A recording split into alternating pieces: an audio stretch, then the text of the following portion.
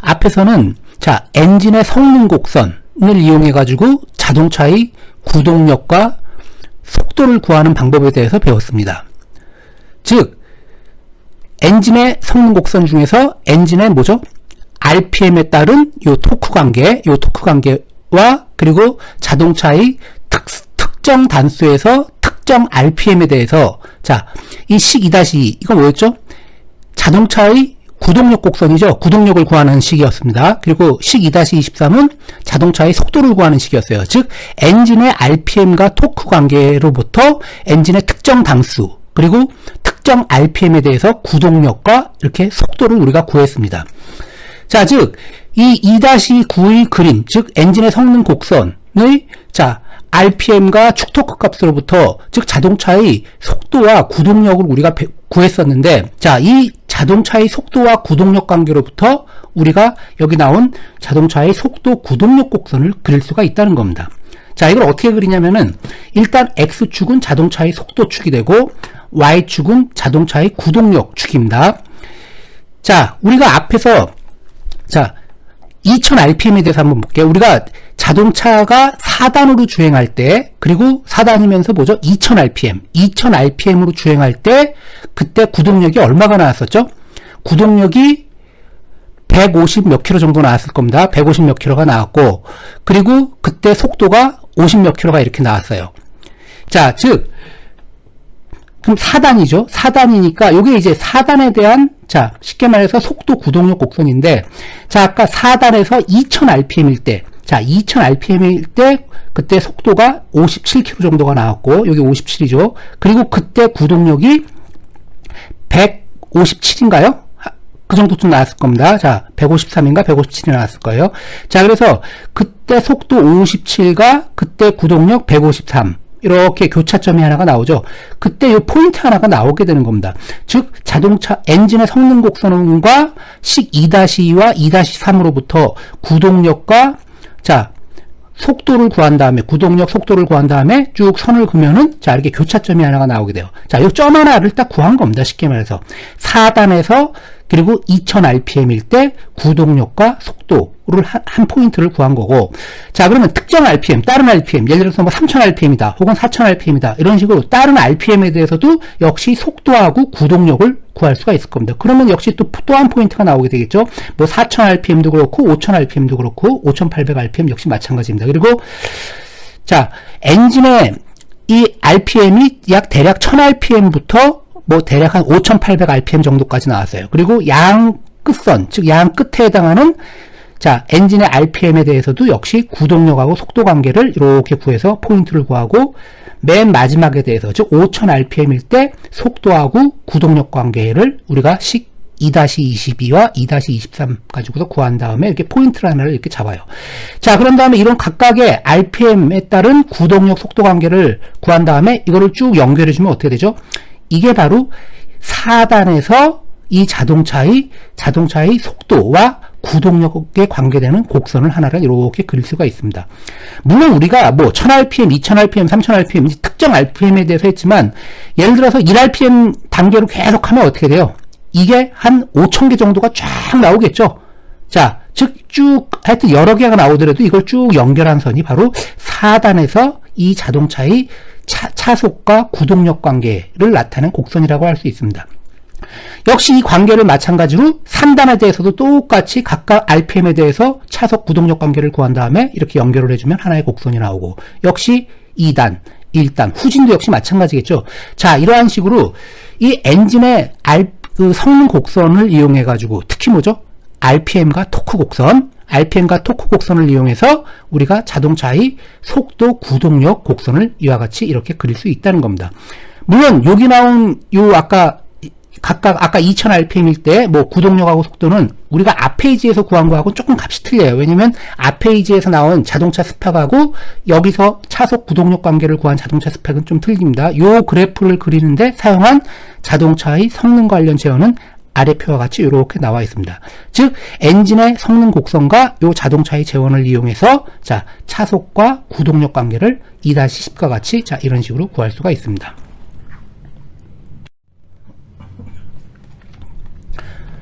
자, 다음에는, 자, 주행성능 선도라는 게 있습니다. 혹은 다른 말로 주행성능 곡선이라고도 해요.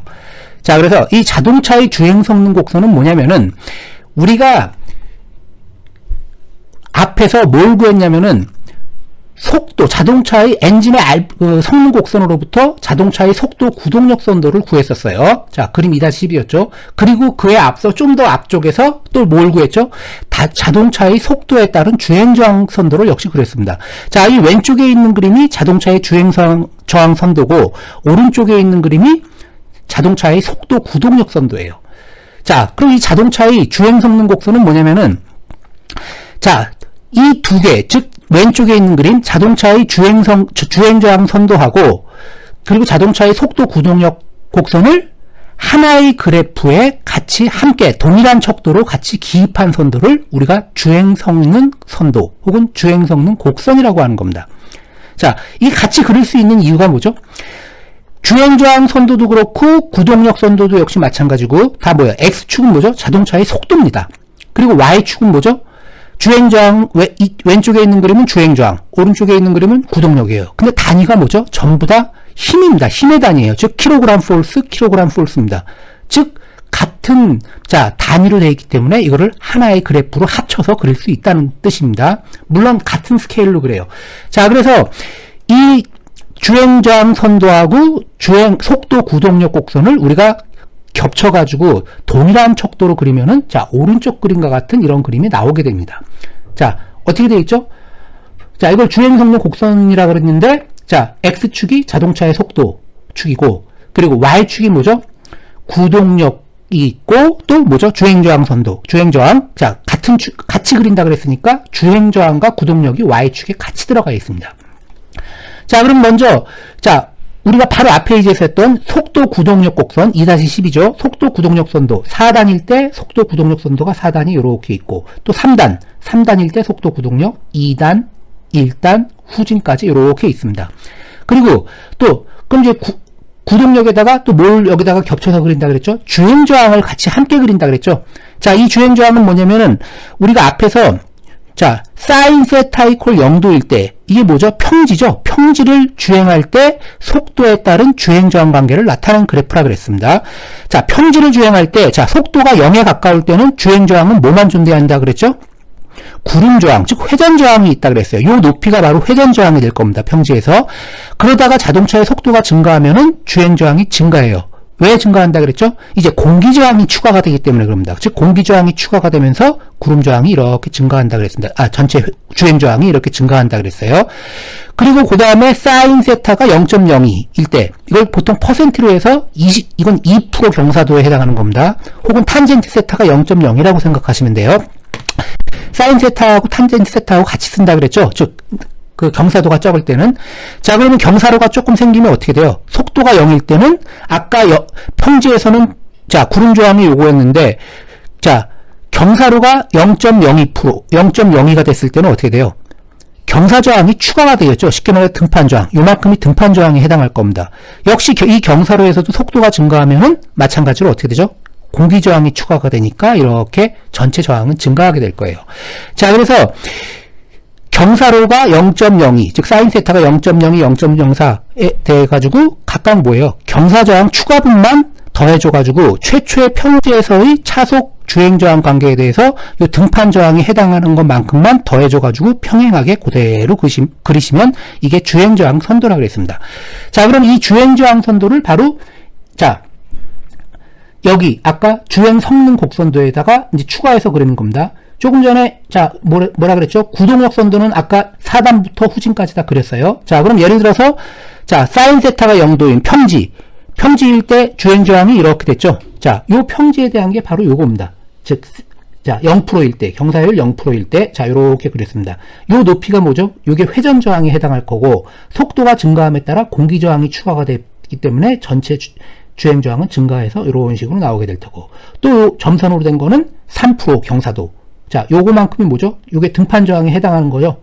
자, 그리고 역시 속도가 증가함에 따라, 자, 공기저항이 추가돼서, 자, 요거랑 똑같은 높이로 평행하게 그대로 이렇게 밑에 거랑 그려주면 되고, 마찬가지로 10%, 20%, 30% 이런 식으로 역시, 자, 주행저항을 이렇게 이 선도에다가 표시할 수 있습니다.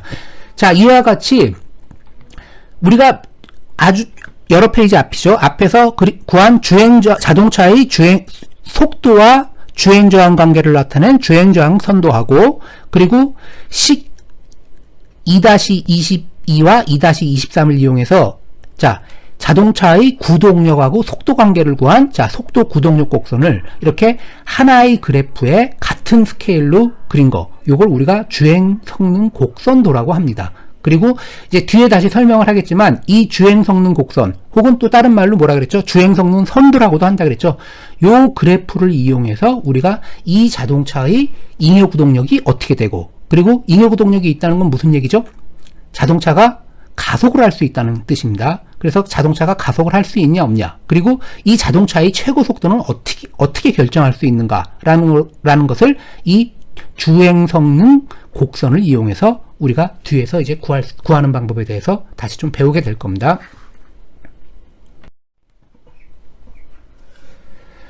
자, 여기 예제가 하나가 나와 있는데, 자, 이건 뭐냐면 우리가 이 앞 페이지에서 주행 성능 곡선을 우리가 아까 조금 전에 우리가 그렸습니다. 이 주행 성능 곡선은 뭐라 그랬죠? 주행 저항 선도하고 그리고 자동차의 속도 구동력 선도를 한 그래프에 같은 스케일로 합쳐서 그린 그래프라고 그랬습니다. 자, 요거를 작성하는 방법에 대해서 한번 살펴보도록 하겠습니다.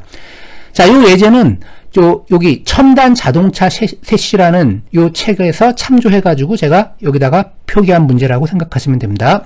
거기서 인용했어요. 자, 한번 볼게요. 자, 승용차의 재원은 아래와 같다 그랬어요. 이게 승용차의 재원입니다. 그리고 승용차뿐만 아니라 엔진의 재원도 역시 같이 표현이 되어 있습니다. 오른쪽에. 자, 이때 이 자동차의 주행 성능 곡선, 즉 다시 말해서 뭐 구동력, 차속 선도를 포함해서 자, 하여튼 주행 성능 곡선을 작성하시오 그랬습니다. 자, 그럼 먼저 자동차의 한번 재원을 볼게요. 자, 자동차는 질량이 현재 M인데 M이 어떻게 됩니까? 질량이 1380kg이고, 그리고 자동차의 동하중 반경, 타이어 반경이죠. 타이어 반경이 0.28m입니다. 타이어의 반경이. 그리고 여기서 동하중이라는 이유는 뭐죠? 타이어가 뭐죠? 공기압에 따라서 어떻게 돼요? 타이어가 위에서 하중으로 누르면은 최초 타이어 반경보다는 어떻게 돼요? 타이어가 찌그러지니까 반경이 줄어들게 될 겁니다. 그래서 이걸 바로 찌그러진 것까지 포함한 이 타이어의 동하중, 그 반경을 우리가 동하중 반경이라고 합니다. 자, 그 다음에는 구름 저항 계수. 자, FR이라고 기호가 되어 있죠. 심벌은. 자, 0.01이에요.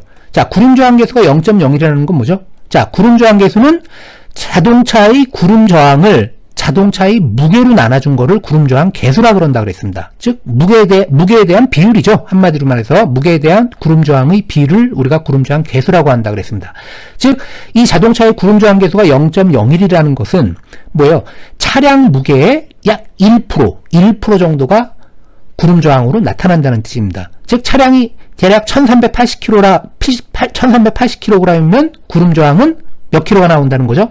13.8kg가 나온다는 뜻으로 해석하시면 됩니다. 자, 그리고 나중에 이거 그리면 어떻게 돼요? 공기저항도 고려해야 되겠죠? 자, 그러면 공기저항에 해당되는 변수, 자, 전면 투영 면적이라고 그랬습니다. 우리가 앞에서 배울 땐 같은 말이죠. 앞 투영 면적 혹은 전면 투영 면적. 이거는 뭐죠? AF라고 해가지고 2.3제곱미터. 자, 그리고 공기저항 계수 CD는 0.42, 그리고 공기 밀도 1.23, 그리고 동력 전달 효율 은 0.9로 주어져 있습니다. 자, 동력 전달 효율은 뭐라 그랬죠? 동력 전달 효율이 0.9라는 거는, 자, 우리가 엔진에서 나오는 토크, 혹은 쉽게 말해서 엔진의 동력이죠.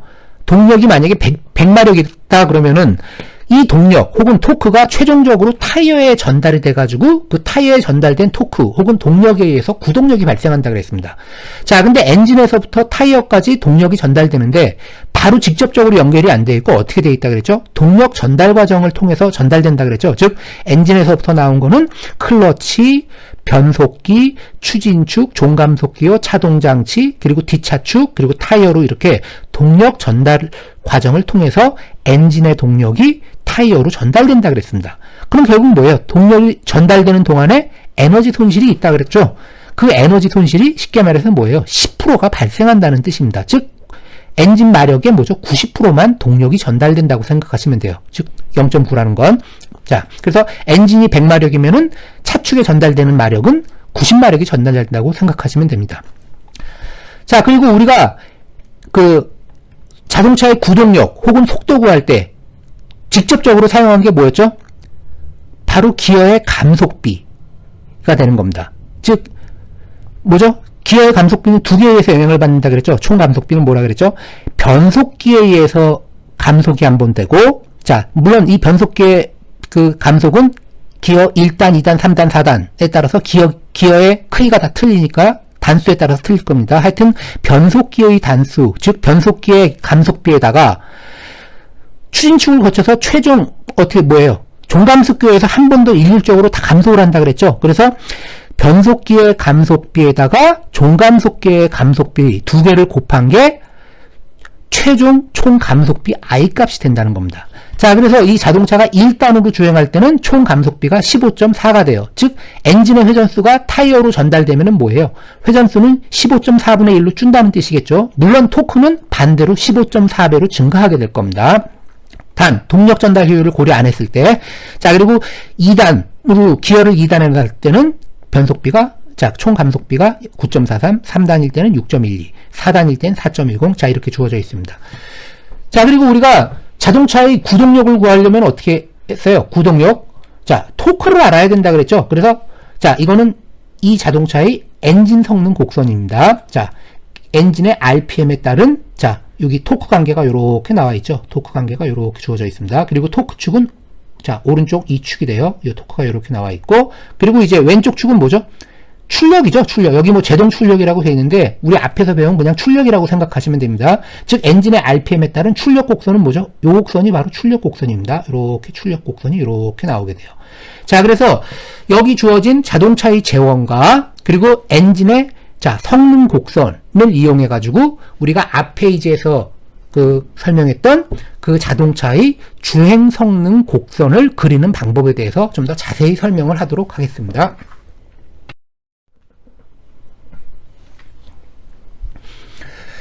자, 우리가 이제 그럼 먼저 엔진 성능 곡선으로부터 일단 엔진의 성능값, 즉 구동력하고 직접적으로 관계되는 성능값을 여기다 한번 표시를 했습니다. 자, 근데 이 엔진의 성능, 즉 RPM이 뭐 1000rpm부터 뭐 6000rpm이다 그러면 뭐 1000rpm, 1001rpm, 1002rpm, 1003rpm 이렇게 해서 1000부터 6000까지 5000번 할 수는 없죠. 그래서 가장 대표적인 구간, 즉 1000rpm 정도 간격으로 딱딱 끊어서 했습니다. 물론 첫 번째는 1000은 아니고 1200으로 했어요. 여기가 1000이니까. 즉 엔진이 RPM이 1200rpm일 때, 즉 뭐요?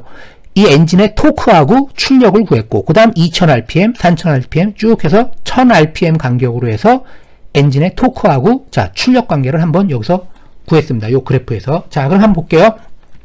먼저 엔진이 1200rpm일 때, 자, RPM이 쭉 나와 있죠. X축에 1200이면 대략 여기에요.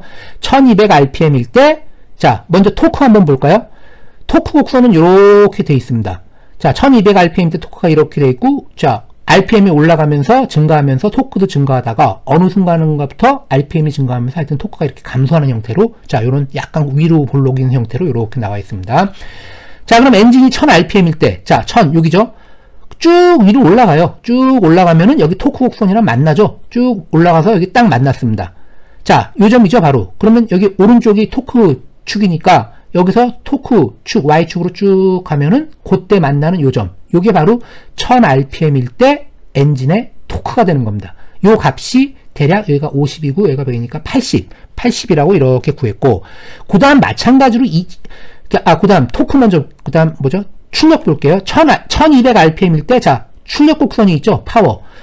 요 곡선에 1200rpm에서 쭉 올라가니까 교차점이 나오게 되죠. 그리고 이렇게, 자, 출력 곡선 왼쪽으로 이렇게 쭉 가서 Y축하고 만나는 점이, 자, 10kW가 됐습니다. 자, 그래서 1200rpm일 때 엔진의 토크는 80, 그리고 출력은 10kW가 되는 겁니다. 뭐 하나만 더 해볼까요? 예를 들어가지고, 엔진이 4000rpm일 때 한번 보겠습니다. 엔진이 4000rpm일 때 쭉 올라가서, 자, 토크 곡선하고 만나는 점을 한번 찾아볼게요. 4000rpm일 때 쭉 올라가서 만나는 점이 여기죠. 그런 다음에 오른쪽으로 토크 Y축으로 쭉 가면은 그때 만나는 점이 대략적으로 100이 조금 넘어요. 자, 그래서 나온 게 109, 자, 뉴턴미터가 나온 겁니다. 그때 토크는. 자, 그럼 출력은 어떻게 돼요? 역시 4000rpm에서 쭉 올라가서 요 점이죠? 교차되는 점이 쭉 이렇게 나왔을 때 요 값이 45.5가 되는 겁니다. 45.5kW. 자, 이와 같이 엔진의 뭐 1200rpm부터 그 다음 2000, 그 다음부터는 1000씩 증가했죠? 1200, 2000, 3000, 4000, 5000, 6000 각각의 rpm에 대해서 그때 엔진의 토크와 자, 출력 관계를 이와 같이 우리가 이 그래프로부터 이렇게 구할 수가 있습니다. 자, 이걸 구했어요. 자, 그럼 두 번째 단계로는 자, 엔진 성능 곡선 값으로부터 자, 각 단수에서 자, 1단, 2단, 3단, 4단 이렇게 단수가 있죠. 각 단수에서 엔진의 각각의 RPM에서 자동차의 구동력과 주행 속도를 일단 계산한다는 겁니다. 자, 요 위에 있는 여기 박스 표가 있는데 요 박스 즉 표 중에서 위에 있는 건 뭐죠? 앞 페이지에서 구했던 걸 제가 다시 썼습니다. 아까 1200rpm, 2000, 3000, 4000, 5000, 6000 각각의 rpm에서 엔진의 토크하고 출력 그래서 1200일 때 80, 10, 2000일 때 105, 22 쭉 이렇게 구했죠. 자, 요건 이제 앞에서 구했던 거고 자, 요거하고 우리가 앞에서 식 2-22로 해서 엔진 자동차의 구동력을 구했죠. 즉 엔진 성능 곡선으로부터 식 2-21을 이용해서 자동차의 구동력을 구했고 또 식 2-23을 이용해서 자동차의 속도를 구했습니다. 자, 그 식이 여기 다시 나와 있어요. 자, 이게 바로 자동차의 구동력을 구하는 식입니다. 자, 자동차의 구동력 F는 자, 이와 같은 식으로 구해지게 되는데 이거 외우지 말라 그랬죠. 원리를 여러분들이 이해를 하시면은 굳이 외우지 않고도 바로 식을 쓰실 수가 있습니다. 자, 그럼 어떻게 나왔나 다시 한번 설명을 할게요. 자, 자동차의 구동력 F는 일단 어떻게 돼요? 구동력은 뭐에서 나온다 그랬죠? 구동력은 타이어, 최종적으로 구동륜, 즉 타이어에 전달되는 토크T를 타이어의 반경으로 나온 거, 나눠준 거, 이게 바로 구동력이라 그랬습니다. 그럼 결국 뭐예요? 일단 타이어에 전달되는 토크를 먼저 구해야 돼요. 타이어에 전달되는 토크를 구하고 그 다음에 그 전달된 토크를 타이어의 반경으로 나눠주면 그게 바로 구동력이 된다는 겁니다. 자, 그럼 볼게요. 자, 근데 맨 처음에 이 토크는 어디서 나옵니까? 엔진에서부터 나오죠. 그래서 첫 번째로 뭐냐면 구동력을 구할 때 자, 이게 T2가 뭐냐면은 엔진의 토크가 되는 겁니다. 자, 그러면 엔진의 토크가 이렇게 나오고 그 다음에 엔진의 토크는 뭐죠? 타이어로 전달되는 동안 자, 변속기하고 종감속기를 거치면서 자, 기어비가 변해요. 즉 감속비가 변한다는 뜻입니다. 즉 뭐죠? 자, 그래서 엔진에서 나온 토크가 감속비를 여기다가 곱해주면은 자, 어떻게 돼요? 이게 바로 타이어에 전달되는 토크가 될 겁니다. 즉 감속비가 만약에 10이다. 그러면 어떻게 돼요? 타이어에 전달되는 토크는 10배로 증가하게 될 겁니다. 물론 감속비가 10이면 토크는 10배가 증가하지만 타이어의 회전 속도는 10분의 1로 감소한다 그랬죠. 토크하고 회전수의 곱은 항상 일정하다 그랬어요. 자, 토크가 증가하면 회전수가 감소하고 거꾸로 토크가 감소하면 회전수는 증가한다 그랬습니다. 타이어에. 자, 그래서 엔진의 토크에다가 감속비를 곱한 거 이게 바로 타이어에 전달되는 토크인데 근데 전달이 되는데 엔진의 동력이 타이어로 100% 전달이 된다고 안 왔죠? 뭐라 그랬어요? 동력이 전달되는 과정 동안 손실이 발생한다 그랬습니다. 그래서 뭐라 그랬죠? 동력 전달 효율. 이게 0.9라 그랬습니다. 그래서 동력 전달 효율을 곱해줘요. 즉 0.9라는 거는 엔진의 출력의 90%만 전달된다는 거예요. 10%는 손실이라 그랬죠. 그래서 여기 엔진의 토크 곱하기 감속비 곱하기 동력 전달 효율 곱한 거 요게 바로 타이어 최종 구동축인 타이어에 전달되는 토크라고 보시면 되는 겁니다. 자, 그럼 이 토크를 타이어의 반경으로 나눠주면 이게 바로 이 자동차의 구동력이 된다는 뜻입니다. 자, 그럼 요 식에다가 각각의 변수값을 대입하면 이제 구동력 구할 수 있겠죠. 자, 그럼 먼저 1단부터 볼게요. 1단은 자, 총 감속비가 15.4라 그랬습니다. 자, 그럼 먼저 자동차가 1단으로 주행할 때 자, 첫 번째로 자, 엔진의 RPM이 1200, 1000, 2000, 3000 각각의 RPM에 대해서 자, 1단으로 주행할 때 각각의 RPM에 대해서 자, 한번 구동력을 한번 구해 보겠습니다. 자, 그럼 각각 대입하면 되죠. 자, 엔진의 토크. 자, 여기 아까 1200rpm일 때 토크 몇이라 그랬죠? 80이라 그랬죠? 여기다가 80 대입하고, 그리고 1단이니까 감속비는 뭐예요? 총 감속비 15.4 대입하고, 동력 전달 효율은 0.9. 그리고 타이어의 반경은 아까 뭐라 그랬죠? 0.28m라 그랬나요? 자, 0.28m. 이렇게 대입을 하면은 그때 자동차가 1단으로 주행하면서 1200rpm으로 1단으로 주행할 때 그때 구동력은 3960N이 나온다는 뜻입니다. 자, 그러면 2000rpm일 때 1단에서 2000rpm일 때 뭐예요? 나머지 조건은 똑같고 뭐죠? 2000일 때는 토크가 105죠. 그러면 이게 뭐예요? 토크 105만 넣고서 나머지는 다 동일해요. 하면은 그때 2000rpm일 때 자동차의 구동력은 5198N, 3000rpm일 땐 5495. 자, 이와 같이 자, 2000 각각의 RPM에 대해서 자 1단으로 주행할 때 자 자동차의 구동력을 이와 같이 구할 수 있습니다. 마찬가지로 1단을 구했으니까 2단, 3단, 4단도 동일한 방법으로 구하시면 되겠죠. 자, 단지 똑같은 식인데 뭐예요? 1200rpm이다. 그러면 들어가는 값은 뭐만 변하죠? 감속비만 다른 값을 넣어주면 되는 겁니다. 기어 단수에 대해서. 자, 그래서 4단일 때는 자 4단으로 주행할 때는 각각의 RPM에 따른 구동력을 이와 같은 식으로 이렇게 구할 수가 있어요. 자, 두 번째는 자 이제 자동차의 속도를 구해야 되겠죠. 속도는 이제 시속이죠. 자, 속도는 어떻게 구한다 그랬죠? 속도도 역시 마찬가지로 공식을 외우지 마시고 자 원리를 따지면 된다 그랬어요. 자동차의 최종 속도는 결국 뭐에 의해서 나타나죠?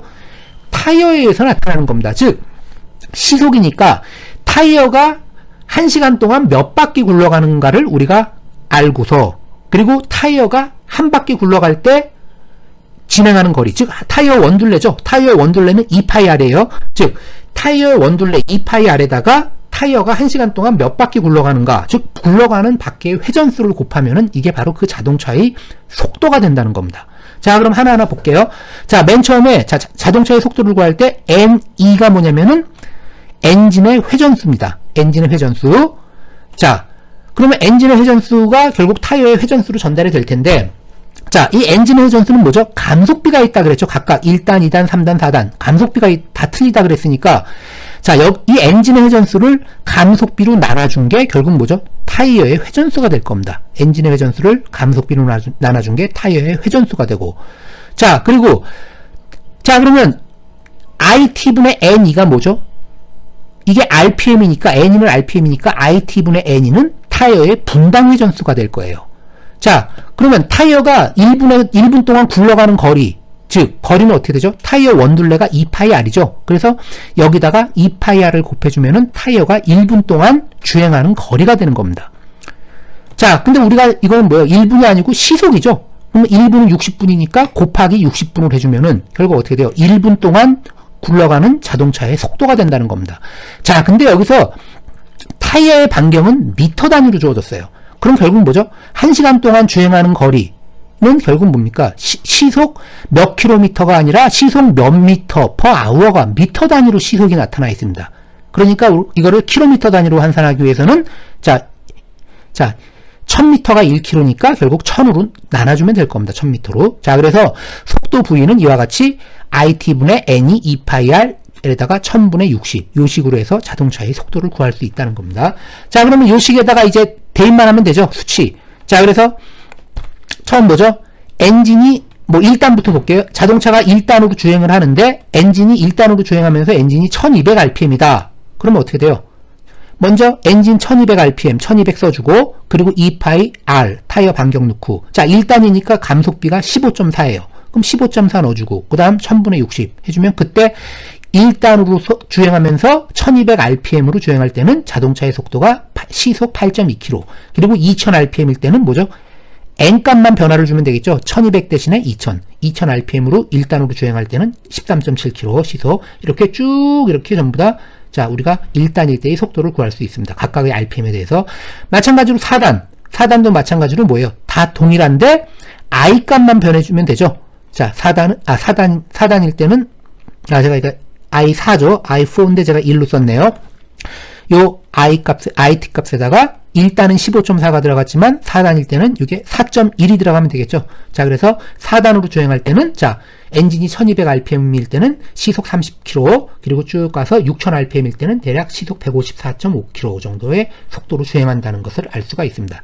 자, 그래서 우리가 엔진의 성능 곡선과 자, 여기 구동력 방정식, 그리고 속도 방정식을 이용해 가지고 우리가 자, 이 자동차의 각각의 단수와 그리고 각각의 RPM에 대해서 우리가 구동력과 우리가 속도를 이와 같이 이렇게 구했습니다.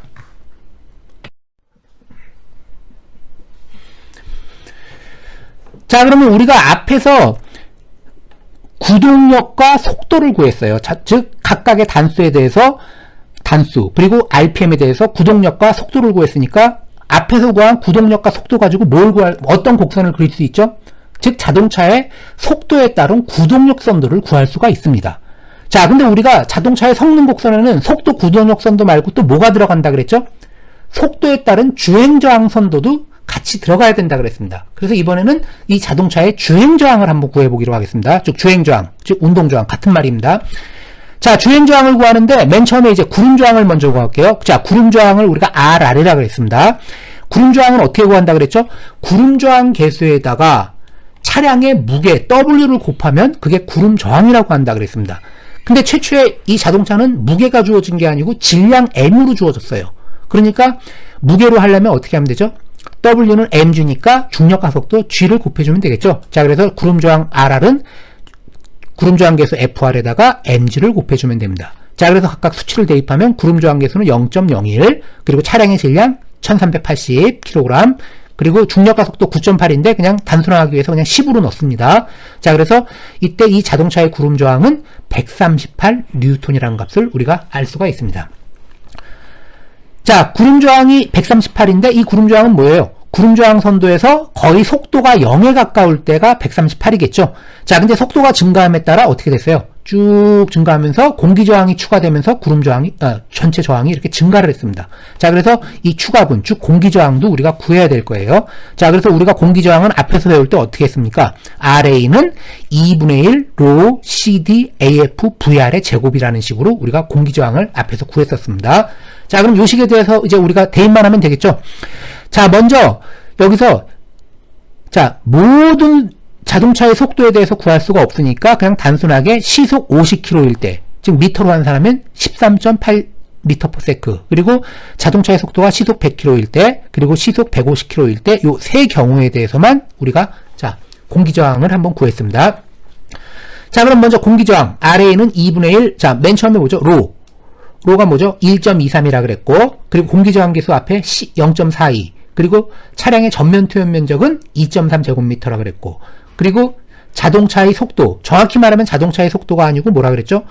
바람에 대한 자동차의 상대 속도라 그랬습니다. 자, 근데 바람이 여기서 안 분다고 가정을 했으면은 바람에 대한 자동차의 상대 속도는 자동차의 실제 속도하고 같겠죠. 여기서 들어가는 거는. 그래서 시속 50km는 여기서는 미터/세크 단위로 환산해서 써야 됩니다.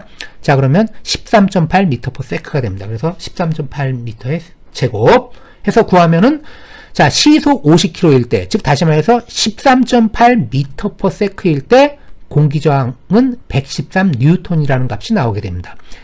자, 그 다음에 속도가 시속 100km일 때, 즉 27.8m/s죠. 그때 마찬가지로 공기저항도 여기다가 수치를 대입해서 계산하면 459N, 그리고 시속 150km일 때, 즉 41.7m/s일 때는 공기저항이 1033N의 값이 나왔습니다.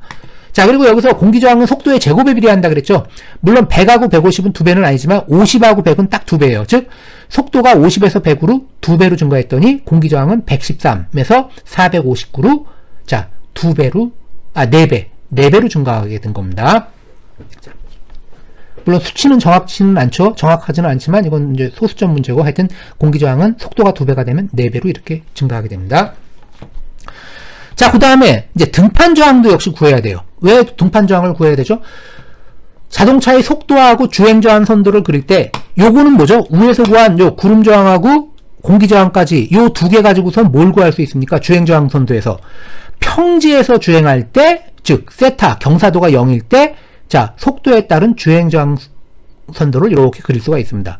자, 근데 경사도에 따라서도 계속 이렇게 그렸었죠. 자, 그래서 이 등판 저항이 이제 고려돼야 될 겁니다. 경사도에서는 등판 저항이 추가가 돼요. 자, 등판 저항은 어떻게 구한다 그랬죠? mg sin 세타라고 한다 그랬습니다. 자, 근데 sin 세타가 원래 정확한 값이지만 일반적으로 경사로가 굉장히 각도가 좀 작을 때는 사인 세타나 탄젠트 세타가 거의 유사한 값이 나온다 그랬습니다. 그래서 이 mg 사인 세타 대신에 여기서는 mg 탄젠트 세타를 썼습니다. 그리고 이제 탄젠트 세타를 쓴 이유가 또 뭐냐면은 보통 우리가 등판율 할 때 몇 도로 올라간다 이런 얘기를 안 하고 뭐 10%, 20%, 뭐 20% 등판율, 뭐 30% 경사율 뭐 이런 식으로 표시한다 그랬죠. 퍼센테이지로. 그거 바로 그 퍼센테이지는 밑변분의 높이, 즉 탄젠트 값에 해당하기 때문에 일반적으로 탄젠트 값을 또 많이 사용을 합니다. 그래서 등판 저항은 mg 탄젠트 세타를 이용해서 구했어요. 자, 그러면 일단 경사 0%는 할 필요가 없겠죠. 어차피 세타가 0이니까 등판 저항은 0이고, 자, 경사 2%일 때, 즉 RG는 mg 탄젠트 세타에서 2%라는 건 뭐죠? 탄젠트 세타가 그냥 0.0이라는 거예요. 그러니까 뭐예요? 경사 2%일 때, 그러니까 탄젠트 세타가 계산하기가 좀 수월하다는 겁니다. 경사로 2%, 그러면 그냥 탄젠트 세타는 그냥 0.0이라고 생각하시면 돼요. 물론 각도는 요거하고 좀 틀리겠죠. 자, 그래서 경사 2%일 때, 자, 등판 저항은 자 276뉴턴, 그리고 경사가 4%일 때는 0.02 대신에 0.04가 들어가니까 어떻게 돼요? 정확히 2배가 증가하겠죠? 그래서 552뉴턴. 그리고 6%, 8%, 즉 경사율을 2%씩 증가시키면서 등판 저항을 이렇게 구했습니다.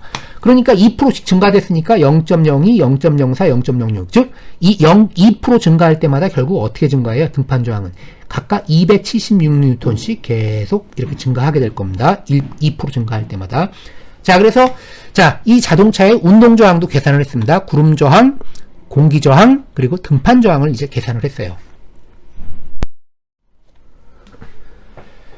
자, 그럼 앞에서 구한 자, 자동차의 구동력과 속도 관계와 그리고 자동차의 운동 저항 관계로부터 자, 우리가 자동차의 자, 뭐 구동력, 주행 속도 선도를 우리가 작성할 수 있습니다. 자, 그래서 이 그래프 여기 나와 있죠. 그래서 맨 처음에 뭐냐면 X축은 가로축에 자동차의 속도를 이렇게 표시하고 Y축에는 자동차의 구동력과 주행 저항을 같이 했습니다. 즉 이게 뭐죠? 주행 성능 곡선은 뭐라 그랬어요? 자동차의 속도 구동력 관계하고 속도 주행 저항 관계를 하나의 그래프에 같이 합쳐서 같은 스케일로 그린 거를 주행 성능 곡선이라고 한다 그랬습니다. 그러니까 X축은 자동차의 주행 속도, Y축은 구동력과 주행 저항이 같이 이제 들어간 겁니다. 그래서 여기 구동력, 주행 저항 선도 이제 한번 보겠습니다. 자, 그래서 가로축에는 주행 속도, 세로축에는 구동력, 주행 저항 같이 표시했죠. 자, 그래서 앞에서 구한 각각의 단수에서의 자동차의 구동력과 주행 속도 값을 먼저 주행 성능 선도에 먼저 그리는 겁니다. 자, 먼저 구동력하고 속도를 먼저 표시하면 되겠죠. 자, 앞에서 구한 게 뭐였죠? 자동차가 4단일 때, 4단으로 주행할 때 각각의 RPM, 즉 1200rpm일 때 요겁니다. 1200rpm일 때 뭐예요? 그때 속도하고 구동력 구한 게 바로 요겁니다. 속도, 구동력이 1200rpm일 때 그때 속도, 그리고 그때 구동력 쭉 해서 교차점 하면은 한 점 나오겠죠. 또 자동차가 2000rpm일 때 그때 속도 계산했어요. 속도하고 그때 구동력 계산했습니다. 속도하고 구동력 쭉 올라가서 교차하면 또 포인트 하나가 나올 겁니다. 역시 3000rpm일 때도 마찬가지로 속도하고 구동력 구한 거 해서 한 포인트 나오고, 이런 식으로 1200rpm, 4단에서의 1200rpm, 2000rpm, 3000, 4000, 5000, 6000rpm 각각의 포인트를 구한 거를 쭉 연결하면은 결국 뭐예요? 이 자동차의 4단에서의 뭐죠? 속도, 구동력 관계를 이렇게 그릴 수가 있습니다. 마찬가지로 아까 감속비가 틀린 3단에 대해서도 마찬가지로 이 자동차의 주행 속도에 따른 구동력 곡선 이렇게 3단에 대해서도 이렇게 구한 거고, 2단 역시 구했고 1단 이렇게 구할 수가 있습니다. 자, 그래서 자, 여기 앞에서 구한 각 단수에서의 자동차의 구동력과 주행 속도 값을 주행 선도에 이렇게 4개를 4단, 3단, 2단, 1단 이렇게 구했습니다. 자, 그 다음 앞에서 그 3에서 이 앞에 이지 문제에서 운동 저항 구했죠. 주행 저항, 즉 3입니다. 이게 주행 저항. 자, 3에서 구한 주행 저항 값을 구동력, 주행 속도와 같은 척도로 이 선도에 같이 이제 두 번째 단계로 그리는 겁니다. 자, 그러면 맨 처음에 이 자동차의 평지를 먼저 그려줍니다. 평지에서, 즉 경사도가 0이죠. 평지에서 구름 저항이 138뉴턴이라 그랬어요. 즉 평지에서 구름 저항 138뉴턴. 그리고 속도가 증가함에 따라 공기 저항이 증가하면서 이렇게 전체 저항이 이렇게 증가를 했습니다. 자, 그때 공기 저항 뭐였죠? 시속 50km일 때 공기 저항값 구한 게 있고 50km일 때 공기 저항, 즉 구름 저항에다가 시속 50km일 때 공기 저항을 여기다가 그대로 추가해 준 거죠. 추가해서 요 포인트가 하나 나온 거고, 또 시속 100km일 때 공기 저항 구했어요. 그럼 여기 구름 저항에다가 시속 100km일 때 구름 저항을 요만큼 추가해서 요 포인트 하나가 또 이렇게 나오게 되고, 또 시속 150km일 때도 이 구름 저항에다가 자 공기 저항 구한 거를 이게 포인트, 그래서 포인트가 하나 둘 세 개가 나오겠죠. 그리고 이제 요거는 구름 저항, 그래서 요거를 쭉 연결해 주면은 이 자동차가 경사도형, 즉 평지를 주행할 때 자동차의 속도에 따른 주행 저항 선도를 하나 이렇게 그릴 수가 있습니다. 자, 그래서 한번 읽어볼게요. 자, 구름 저항 RR은 속도에 관계없이 일정하므로 각 속도에서의 공기 저항 값을 구름 저항에 더해서 작도한다 그랬어요. 즉 이건 평지에서의 주행 저항이죠. 자, 그래서 요거 하나 그랬습니다. 자, 그 다음에 이제 경사로, 등판 간격, 경사도에 따라서 자 주행 저항 선도도 또 그려야 되겠죠. 자, 만약 경사도를 2%로 분할해서 계속 그린다고 그랬습니다. 0%, 그럼 2%, 4%, 6%, 8% 이렇게 쭉. 자, 그러면 아까 경사도가 2%일 때 등판 저항이 몇으로 나왔죠? 276 뉴턴이 나왔습니다. 그럼 뭐죠? 평지 세타 이퀄 0일 때에 대해서 경사도가 2%로 올라갔을 때, 즉 276뉴턴만큼 요렇게 더해줘요. 그 다음에 뭐죠? 속도가 증가하면 공기 저항만큼 또 증가하겠죠. 그래서 요거랑 평행하게 쭉 해서 같이 요렇게 2%일 때 자 주행 저항을 그리고, 그 다음 뭐죠? 4%일 때, 요거 4%니까 뭐죠? 276이 또 증가하면 되겠죠. 여기서 이렇게 4%일 때 그려주고, 그 다음 6%, 8% 계속 평행하게 쭉 해서 이렇게 그려주시면 되는 겁니다. 주행 저항 선도는. 그래서 여기는 36, 38, 40, 42, 44%까지 이렇게 그렸네요. 자, 그래서 이와 같이 자 앞에서 구한 우리가 엔진의 성능 곡선으로부터 구한 우리가 자동차의 구동력, 속도로부터 뭘 구했죠? 자동차의 구동력하고 속도 선도를 구했고, 또 요 앞에서 구한 자동차의 구름 저항, 운동 저항, 구름 저항, 그리고 공기 저항, 그리고 등판 저항으로부터 자동차의 속도에 따른 주행 저항 선도를 이렇게 그려가지고 구동력 선도하고 주행 저항 선도를 이렇게 하나의 그래프로 이렇게 합쳐서 그린 겁니다. 자, 이걸 바로 우리가 자동차의 주행 성능 곡선이라고 하는 겁니다. 자, 이 자동차의 주행 성능 곡선을 가지고 요 앞에서도 얘기했지만 이 자동차의 최고 속도가 어떻게 결정이 되고 이 자동차의 그 잉여 구동력, 즉 가속화할 수 있는 능력이 있는가 없는가를 바로 요 주행 성능 곡선을 가지고서 우리가 판단할 수 있는 근거가 된다는 뜻입니다. 자, 그 내용은 이제 뒤에서 계속 배우도록 하겠습니다. 자, 여러분들은 자 지금까지 엔진의 성능 곡선, 즉 엔진의 RPM에 따른 토크 관계로부터 자동차의 구동력과 속도를 계산하는 법을 배웠고, 그로부터 자동차의 속도 구동력 곡선을 그리는 법을 배웠습니다.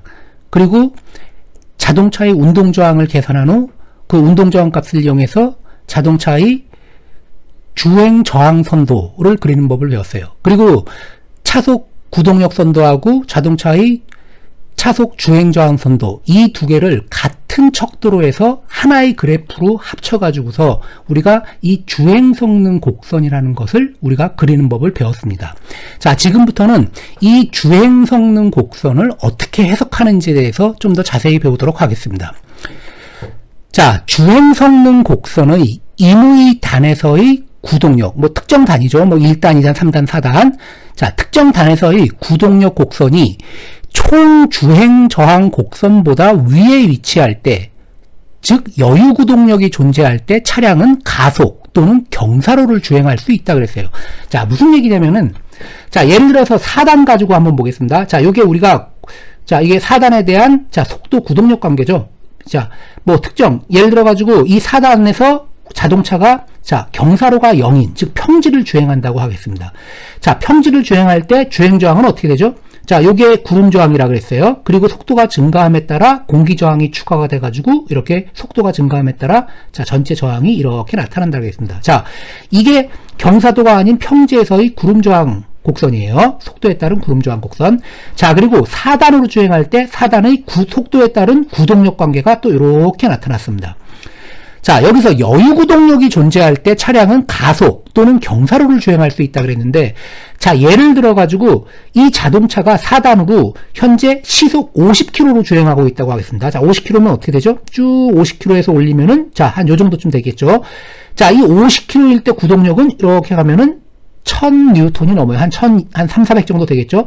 요때 50km일 때 구동력이 쭉 가서 Y축하고 만나는 요 높이가 구동력이 되는 겁니다. 시속 50km로 주행할 때 구동력이 될 테고. 자, 그리고 시속 50km일 때 주행 저항은 어떻게 되죠? 쭉 보면 요 높이에요. 요 평지를 주행할 때 요점 쭉 하면은 요 정도쯤 될 겁니다.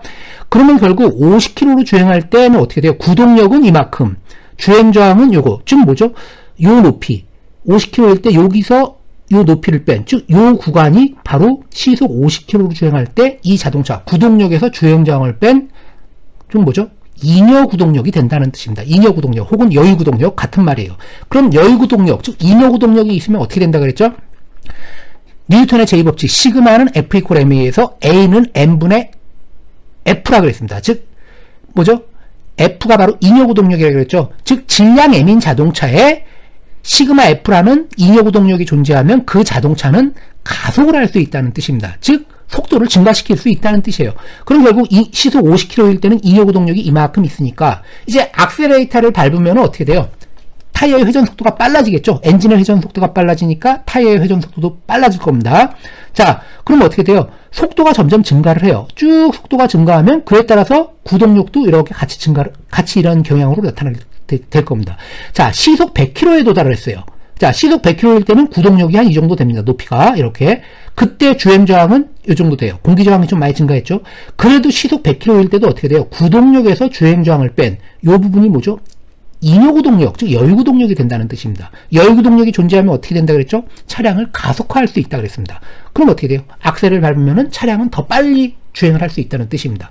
그 다음에 또 계속 속도를 증가시켜요. 그러면 주행 저항은 점점 증가하겠죠. 공기 저항이 증가하니까. 그리고 자, 구동력은 좀 감소하고 있습니다. 자, 하여튼 그래도 구동력은 계속 뭐예요? 주행 저항보다는 커요.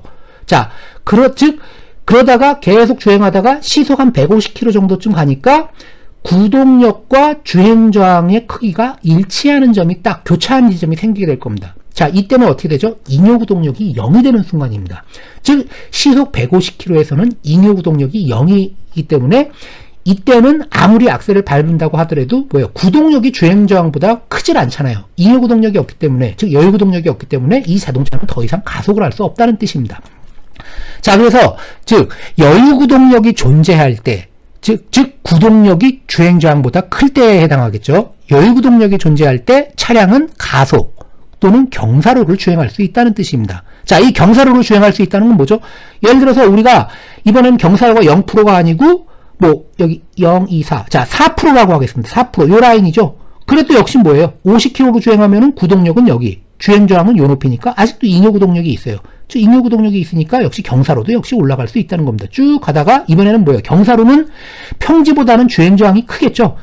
아까 평지를 주행할 때는 시속 150km에서 구동력과 주행 저항이 일치를 했는데, 자, 여기 4% 경사로를 갔더니 한 요 정도, 대략 한 시속 125km 정도에서 구동력하고 주행 저항이 같아진 겁니다. 자, 그러면 4% 경사로에서는 시속 120km 정도까지는 가속을 시킬 수 있다는 뜻이에요. 그러나 그 이상은 어떻게 되죠? 120km가 넘어가면은 어떻게 돼요? 구동력보다는 주행 저항이 커지죠. 그러면 어떻게 되죠? 잉여 구동력, 즉 여유 구동력이 이제는 마이너스가 되기 때문에 더 이상 가속을 할 수 없다는 뜻입니다. 자, 그래서 여유 구동력이 존재할 때만 차량은 가속을 할 수 있거나 또는 그 경사로를 주행할 때도 여유 구동력이 있어야 경사로를 주행할 수 있다는 뜻이에요. 자, 여유 구동력이 0이 될 때, 0이 되는 게 어떻게 됐죠? 4단일 때는 시속 150km, 그리고 4% 경사로일 때는 대략 요 정도 시속 한 125km, 그리고 또 어떻게 돼요? 뭐 경사로가 점점 올라가면 어떻게 돼요? 예를 들어서 경사로가 점점 더 커지면은 거꾸로 주행 저항이 구동력보다 더 커지는 수도 있습니다. 이때는 아예 주행 자체가 불가능하다는 뜻이에요. 자, 하여튼 여유 구동력이 0일 때, 자, 4단일 경우에는 여기죠. 여유 구동력이 0이 될 때 차량은 더 이상 속도를 증가시킬 수 없다는 겁니다. 자, 그러면 이 개념을 이용해서 자, 자동차의 최고 주행 속도는 어떻게 된다 그랬어요? 여유 구동력이 있으면은 무조건 차량은 가속을 하면서 속도를 증가시킬 수 있다 그랬습니다. 자, 근데 계속 속도가 증가하면은 어떻게 돼요? 주행 저항이 점점 증가하고, 그러면 여유 구동력, 즉 구동력하고 주행 저항의 차이는 점점 줄어들게 될 겁니다. 즉 공기 저항이 커지기 때문에 주행 저항이 커지는 거죠. 쭉 가다가 계속 속도가 증가하면 여유 구동력이 어느 순간인가 0이 되는 지점, 즉 주행 저항과 구동력이 만나는 지점이 있다 그랬죠. 자, 이 점이 바로 이 자동차의 최고 속도가 된다는 겁니다. 왜? 더 이상 속도 증가를 할 수 없으니까. 자, 그래서 최고 속도, 자, 자동차의 최고 주행 속도는 주행 성능 곡선에서, 자, 4단, 왜? 3단보다는 4단이 더 속도가 빠르겠죠. 당연히 기어비가, 감속비가 적으니까. 그래서 최고 속도는 4단 기준으로, 물론 기어가 5단이면 5단이 되겠죠. 항상 최고 단수를 얘기하는 겁니다. 여기서는 4단이 최고니까 주행 성능 곡선에서 4단으로 평지를 주행할 때 구동력 곡선과 주행 저항이 만나는 점, 즉 시그마 F, 즉 시그마 F는 여유 구동력 혹은 잉여 구동력이라고 한다 그랬습니다. 즉 F-R이 0이 되는 조건에서 이 자동차는 최고 속도에 도달한다는 뜻입니다. 그래서 4단 기준으로 봤을 때 구동력과 주행 저항이 만나는 점, 여유 구동력이 0이 되는 점은 시속 150km죠. 그래서 이 자동차의 자, 최고 속도는 시속 150km가 된다는 뜻입니다. 자, 그러면 최대 등판각은 어떻게 되겠어요? 마찬가지로 이 주행 성능 곡선에서 자, 최대 등판각은 4단에서 나오지 않고 당연히 1단에서 나올 겁니다. 왜 그렇죠? 1단은 4단보다, 즉 기어 단수가 적어질수록 뭐죠? 감속비가 커지는 거죠. 즉 좀 더 큰 기어하고 연결을 시키는 겁니다. 감속비가 크면은 어떻게 돼요? 타이어의 회전수가 그만큼 줄어들게 될 겁니다. 그럼 속도는 줄어들겠죠. 그렇지만 감속비가 커지면 속도는 줄어들지만 그거에 반비례해서 토크는 증가한다 그랬습니다. 즉 토크가 증가하니까, 타이어의 토크가 증가하니까 타이어의 구동력은 커지게 될 겁니다. 차량에. 그래서 최대 등판각은 가장 최저 단수, 즉 1단에서 나타나게 되고 1단에서의 최대 구동력이 총 저항 곡선보다 크면은 그 저항 곡선보다 큰 그 경사각까지는 자, 등판이 가능하다는 겁니다. 자, 그러면 여기 1단에서 최고 구동력은 요 점이에요. 그러면 여기 자, 주행 저항 선도가 이렇게 있죠. 여기 뭐 쭉 36%, 38%, 40%, 여기가 42%네요. 42%가 2%일 때 요 점, 요 라인에서 구동력 1단에서 요 점이 뭐예요? 42% 경사보다 큽니다.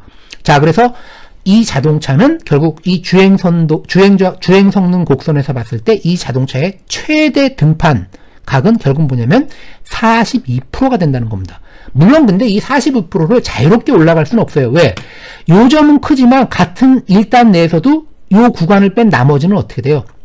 요 42% 등판은커녕 이런 등판보다도 작죠. 자, 그래서 여기가 최대 등판이긴 하지만 요 RPM을 유지하면서 가는 경우에만 요 42% 등판 각도를 올라갈 수 있다고 생각하시면 되는 겁니다. 자, 하여튼 최대 등판각은 자, 주행 성능 곡선에서 1단에서 최대 구동력이 총 저항 곡선의 42% 요 라인보다 크기 때문에 그때 구동력은 아까 뭐라 그랬죠?